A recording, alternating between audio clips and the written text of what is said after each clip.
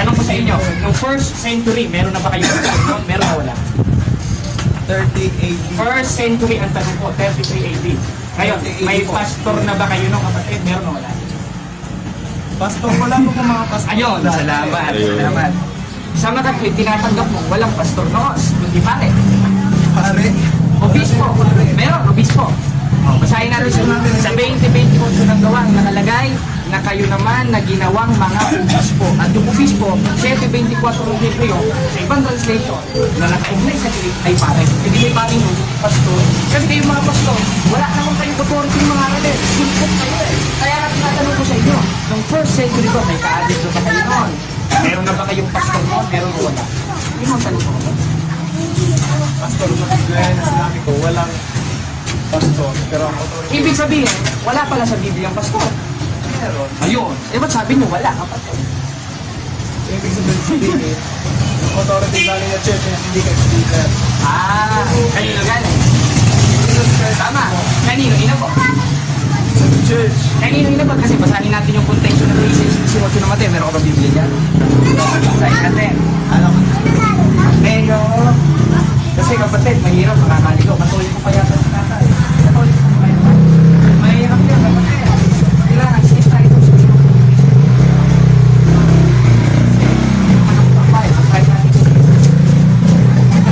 Anong pangalan mo? Okay, Mr. Joe.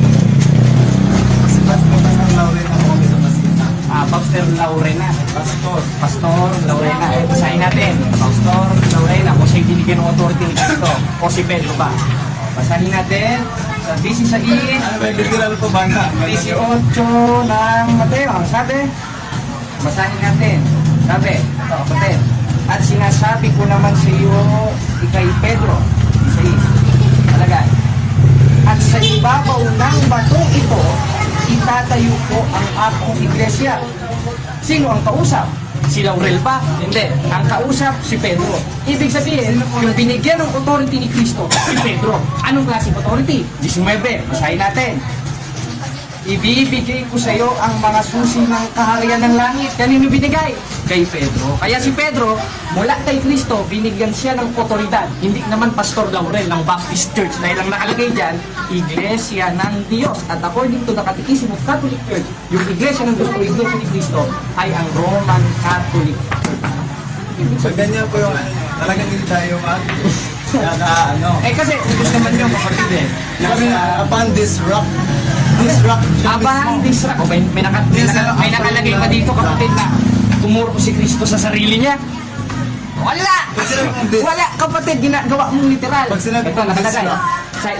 Kay Pedro, sa ibabaw ng batong ito, hindi naman sinabing batong ako. Si Pedro eh. Si Pedro. Hindi naman baptist si Pedro dahil hindi naman nagbabautismo si Pedro eh. Ngayon kapatid, ito ito kapatid, tatanungin kita. Ngayon, kung ang aral nyo ay once saved, always saved, yung tanong ko kanina, ibabalik ko sa inyo. Ano? Kapag tinanggap pa si Cristo, gumawa ng kasalanan, sinadya, ligtas pa rin ba? Sinadya ko na sa natutuong kong ligtas ay hindi ka gagawa ng kasalanan. Hindi ko tinuturo sa amin. Ibig sabihin, kapatid, kapag tinanggap mo na si Cristo, totoong ligtas na, hindi na pwede magkasala.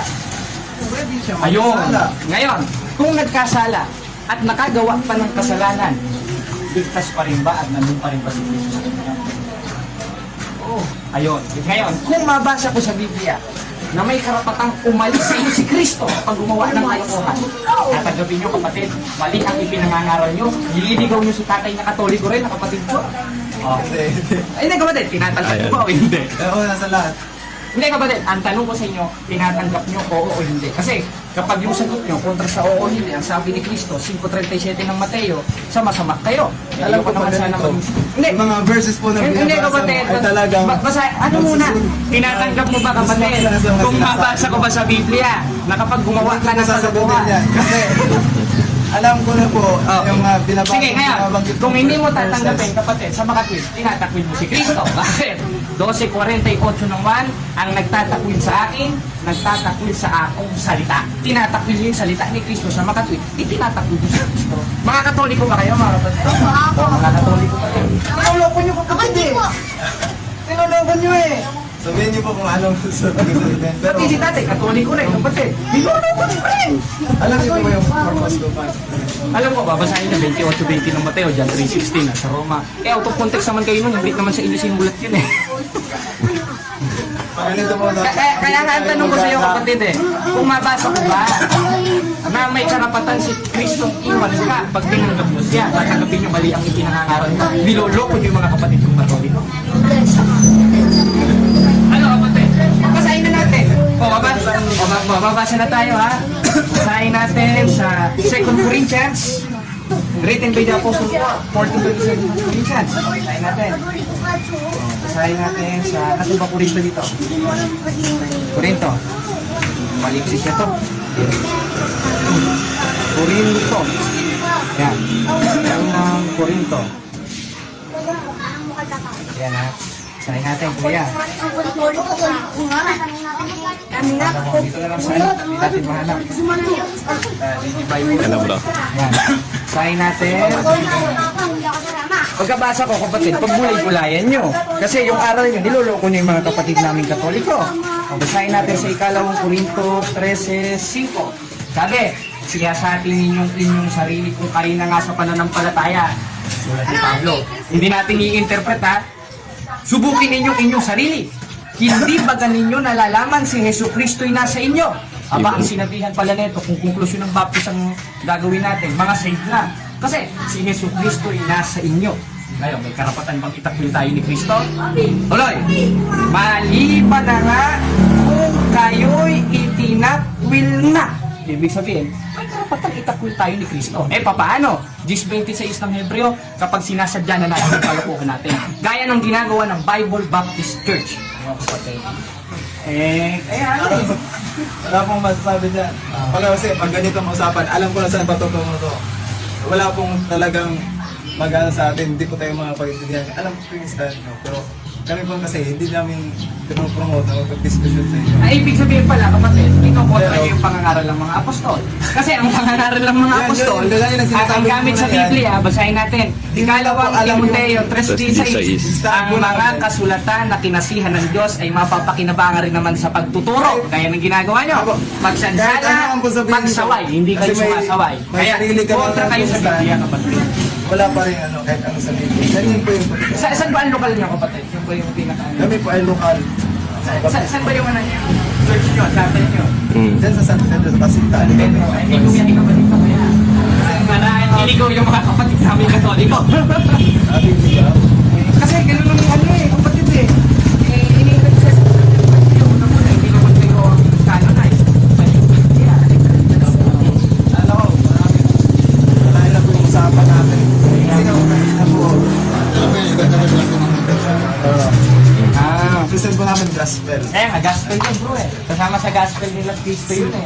Nasa Simple 2 lang. Corinthians yun. Ikalawang Corinthians 4 hanggang 5. Gospel nila Cristo yung pakipag-diskusyon. Nagtataka na ako, ba't pinalis mo? Wala po sila, mga sinasabi po, pagka-atake. Ay, kasi utos naman yung bro eh. Huwag mo naman sabihin mali yung atake. Kasi, basahin ulit natin ng ikalawang Timoteo 3:16. Ito, ang mga kasulatan na kinasihan ng Diyos ay mapapakinabangan rin naman sa pagtuturo. Ginagawa namin, pagsaway. Hindi utos pala pagsaway. Eh, anong klaseng Ikaw pagsaway? po ba ay tiyak mo na sa langit? Tiyak na sa langit, in the grace of God. Paano na po Sa awat tulong ng Diyos. Kasi tumutupad Kung sakaling po ako sa dumating mga sa iyo ang utos. kamatayan. Saglit lang kapatid, sasalita ko eh. Kaya kung sakaling dumating sa akin si Kristo, maliligtas ako in the grace of God.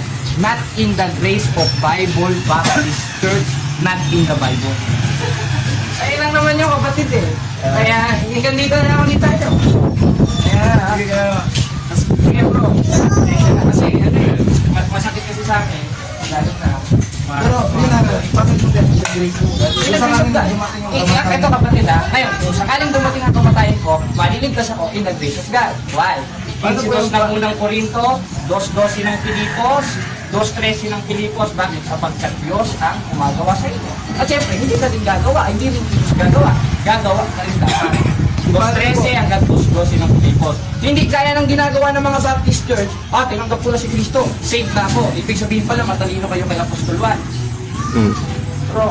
Kasi si Apostol Juan sa 3:2 ng unang Juan, ngayon anak tayo ng Diyos, hindi pa nahayag kung ano magiging tayo. Samantalang kayo, alam nyo na. Ibig sabihin pala, marunong pa kayo sa mga apostol ni Cristo. Hindi na. Hindi yung ganun yung ibig sabihin. Hindi, kapatid. Alam mo ba nga kahit sila mga apostol, tiyak niya na sa langit. O sige, sabi mo, tiyak, ano? O, babasahin ko yung 3:2 ng unang Juan. Ang sabi dun sa ulat, kasi lahat ng isinulat ni Apostol Juan, interpreted na yun. Hindi ako mag-i-interpret, ha?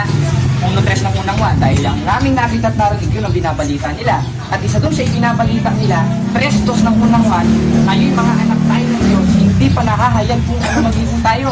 Kaya nga ang tanong ko, kapatid kung ang mga apostol, aral nila katulad ng sa inyo, ba't ang sabi ni Apostol Juan? Aba, ngayon anak tayo ng Diyos, hindi pa nahahayag kung ano magiging tayo. Samantalang kayo, hayag na hayag na, pinangangaral niyo pa. Anong stand mo, kapatid? Sino mas matalino sa inyo ni Apostol Juan? Ikaw na nagsasabi nun? O si Apostol Juan? Hindi po sila Hindi, kapatid. Tinatanong kita, mabuti kayo sa tanong ko, kapatid. Ang tanong ko lang sa inyo, sinong mas matalino sa inyo ni Apostol Juan? Kasi si Apostol Juan, 3:2 ng unang Juan, ngayong mga anak tayo ng Diyos, hindi pa nahahayag kung ano magiging tayo. Sa kontra naman yon, dun sa sinasabi mo, na alam nyo na mangyayari sa inyo, automatically na. Ayun, ang tanong, sumagot ka muna, sinong mas matalino sa inyo ni Apostol Juan? Ikaw, o kayo, o si Apostol Juan, sa 3:2 ng unang Juan. Sagot ka ba tayo? Kategorikal. Kategorikal. Saan nakalimutan siya? Wala naman. Hindi, sagit lang kapatid, sumagot ka sa tanong ko. Sabi, ito, tatanong ko muna sa'yo. Tinatanggap mo ba, kapag namatay ka, alam mo na mangyayari sa'yo? Mas ka na. O, ayun, alam mo na ano, ibig sabihin, alam mo na mangyayari sa'yo sa inarap. Kung sakaling mamatay ka, alam mo na, doon ka sa langit, direkto. Save ka na. Tinatanong, tama ba yun o hindi? O, tama. Ngayon, ang sabi ni Apostol Juan, 3:2 ng unang Juan, ngayong mga anak tayo ng Diyos, hindi pa nahahayag kung ano magiging tayo. Therefore, sila Apostol Juan, anak na sila ng Diyos, hindi pa nahayag kung ano mangyayari sa kanila. Kaya ang aking panguntana, ganito, sinong mas matalino sa inyo ni Apostol Juan? Ikaw na nagsasabi. Hindi pa. Ay, ito nga, babasahin natin ha. Ito ha, doon lang tayo sa mismong bersikulo. Stick tayo doon. Dahil utos naman yun, nung 3 ng Apokalipsis. Sabi, ngayon mga anak tayo ng Diyos, hindi pa nahahayag kung ano magiging tayo. Ang tanong ko sa inyo kapatid, sinong mas matalino sa inyo ni Apostol Juan? Ikaw o si Apostol Juan? Sagutin mo akong panguntana kapatid. Sa anong bang verse yan? 3:2 ang unang Juan, babasahin ko ulit. Ngayon, mga minamahal, ngayon mga anak tayo ng Diyos, at hindi pa nahahayag kung ano magiging tayo. Ang tanong ko sa iyo kapatid, sinong mas matalino sa inyo ni Apostol Juan? Ikaw na nagsasabing alam mo na? O yung mumunting mga anak nila Apostol Juan at si Apostol Juan na nagsasabi na ngayon mga anak tayo ng Diyos at hindi pa nahayag kung ano magiging tayo? Sinong mas matalino sa inyo? Yung 1st century Christian? Kasama ang mga apostol? O kayo? Ayan. Hindi po about sa salvation niya. Hindi, kapatid Sinasabi niya. Ito, babasahin ulit natin ha. Babasahin ulit natin. Baka hindi niya naintindihan, Pastor. Ngayon, mga minamahal, ngayon mga anak tayo ng Diyos, at hindi pa nakahayag kung anong magiging tayo. Kaya ang tanong ko, sino mas matalino? Sagit lang kapatid.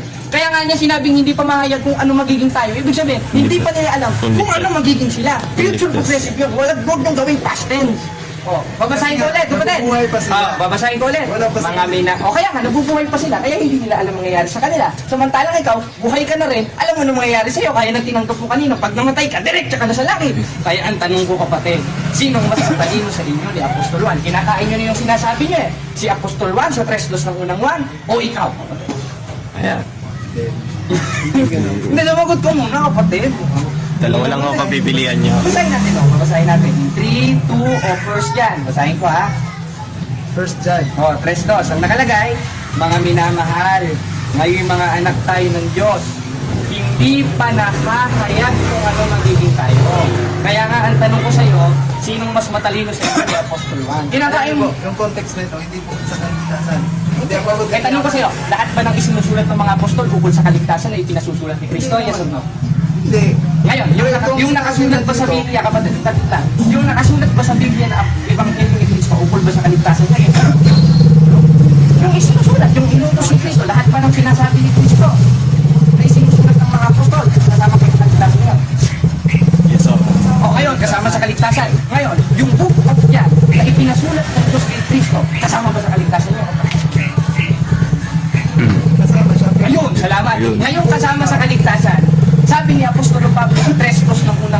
Ngayon mga anak tayo ng Diyos, hindi pa na yung magmamagili tayo. Tinatanggap mo ba, gaya ng sinabi mo, ang book of John na binasa ko ay kasama sa kaligtasan? Yes or no? About po yung second coming. Oo, pambihira ng mga kapatid. Sabi nyo kanina, kapatid, ang sabi nyo kanina, kasama sa kaligtasan. Ngayon naman, pinasa nyo naman, ayon sa second coming of Jesus Christ. Ano ba talaga, kapatid? Kasi, tanong ko ulit sa inyo, yung ipinasulat ba o yung lahat ng ulat ng mga apostoles, mga propeta sa Biblia, kasama ba sa kaligtasan nyo? Ayun, Yun. ayun kasama sa kaligtasan. 1:3 ng unang 1, sabi ng mga apostol, yung aming nakita at narinig, yun ang ibinabalita namin. Ang tanong ko sa iyo, yung mga ibinabalita pa ng mga apostol na magagandang balita, kasama sa kaligtasan nyo? Ayun, ayun kasama sa kaligtasan. Yung book of First John, kasama ba sa kaligtasan? Kasama sa kaligtasan. Yun. Ngayon kasama sa kaligtasan. Kinakain nyo na yung sinabi nyo na hindi kasama sa kaligtasan yung 3:2 ng unang 1. Yes, sir. Yes, Kasama or no? yun sa kaligtasan. Ayun, kasama sa kaligtasan. Eh di tapos na tayo, kapatid. Umamin ka na mismo. Hanggang dito na lang ulit. Sige ha. Hanggang dito na lang ulit tayo, kapatid.